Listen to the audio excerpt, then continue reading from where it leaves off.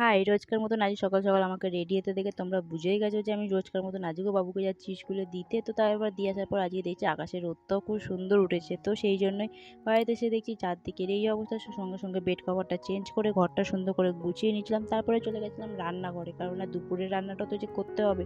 তাই দুপুরে রান্না-বান্না কমপ্লিট করে এখানে সব বসে পড়েছিলাম ঝটাপট পেট পুজো করতে। আর পেট পুজো করা কমপ্লিট করে ছোট্ট একটা প্রজেক্টের কাজ ছিল, তো সেটা নিয়েই বসেছিলাম। আর দেখো এক জায়গায় ১-১.৫ ঘন্টা বসে থাকা, যারা বসে থাকার একদমই অভ্যাস নেই তারাই একমাত্র জানে যে কী কষ্টে সেই জিনিসটা হয়। তো তারপরে আর কি কাজটা মোটামুটি কমপ্লিট করে নিয়েছিলাম, পুরোপুরি এখনো হয়নি। তারপর সন্ধে হতে না হতে রেডি হয়ে চলে গেছিলাম বাবুকে আনতে, কেননা সেই মশাই গেছিলো পড়তে। তো এই যে আমার নতুন সাইকেলে করে চলে গেছিলাম।